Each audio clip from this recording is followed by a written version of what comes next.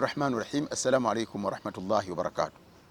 Banyenaze baganda bafe tukyali ku hadithi yaffe eyava ku Abi Huraira nga twayogera ku kitundu ekisooka nti abantu ba mirundi esatu abagenda okubeera nga ate bayingirizibwa omuliro naye nga ate emirimu gye bakola gyali mirungi nnyo ku nsi kuno naye ng'obuzibu bagiteekamu kabandabe bakola abantu babasiime.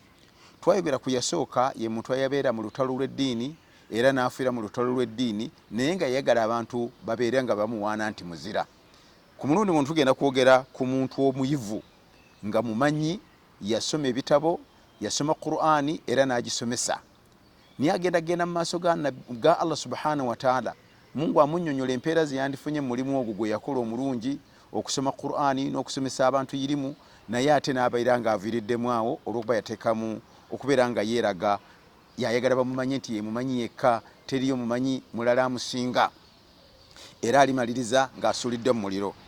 Ebyafaayo n'ebyo tugenda mu surati Namuli. Allah subhanahu wa ta'ala ategeeza a'udhu billahi minash shaitani rajim wa Dawuda wa Sulaymana idh yahkumani fil harth idh nafathat fihi ghanamul qawm wa kunna li hukmihim shahidin. Allah subhanahu wa ta'ala ategeeza nti obuyivu buno teri wankomeredde muganda wange gwonza okulowooza nti wano oli muyivu naye ate gwe okumanya toli wankomeredde ne Qur'ani tekwogerangako. Naye wano tugenze mu surati Namuli, Allah tutegeeza obuyivu bwe yawa nabbi Dawudi ne Sulaymani alayhi salam. Yatugamba nti mu surati Namuli walaqad ataina Dawuda wa Sulaymana ilma, nti nawa Sulaymani ne Dawudi nabawa okumanya nabawa irimu.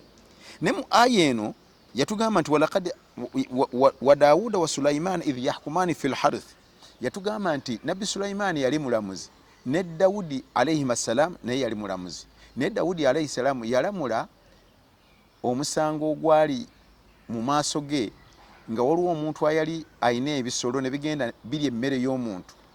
Kati nanyini emmere eno bwe yajjiwa nabbi Dawudi alayhi salam n'awaaba omusango, Dawudi yaguyisa mu bwangu n'aga nti gwe nanyini bisolo, ebisolo byonna bikwata biwoono gwalisizza ennimiro ye kubanga omwonoonedde emmere ye, ennimiro wagyonoonye, kwata ebisolo biwoono gwe mutango. Naye bw'aba amaze okusala omusango, nabbi Sulaymani mutabani wa Dawudi yabuuza kitaawe ensala gy'asazeemu omusango n'agimunnyonnyola nga bwe ngikunnyonnyodde. Sulaymani n'aga nti nedda, ennamula gy'olamudde si yentuufu, wabula mbadde ennamula bwe nti nannyini bisolo bino asooka abiwoono gwayonoonedde ennimiro ng'akyaganyulwa mu mata g'ebisolo bino, ono nannyini kuliisa nnimiro abeere ng'alongoosa ennimiro y'omusajja ono, bw'anaagituusa mu mbeera nga eteredde amuddiza ennimiro ye n'ono amuddiza ebisolo bye. Allah kyava atutegeeza nti ennamula ya Sulaymani yali ntuufu nnyo okusinga ya nabbi Dawudi. Naye Katonda atutegeeza nti wa kullan ataina hukman wa ilma, bonna baali bayivu, bonna baali bamanyi, naye ennamula y'ono ye yali esinga ku ya kitaawe. Tunoonyezaamu ki? Nti naawe muganda wange ali eyo tolowooza nti gwe asembayo, ekyo kyokka kye kituufu.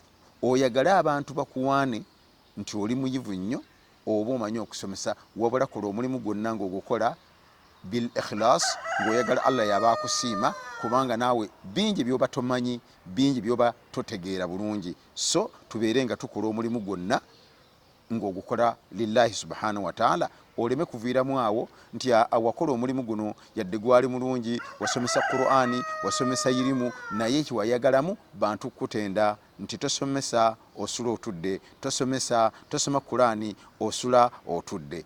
Abantu baba bakuwaanye ku lwabwe toba na musango. Naye bw'obanga gw'okyagadde ewa Allah oba tojja kufunayo mpeera. Nabbi amaliza hadithi eno n'aga nti n'omuntu omumanyi oyo naye agenda kusuulibwa mu muliro. Wa iyadhu billahi min dhalika. Wassalamu alaikum wa rahmatullahi wa barakatuh.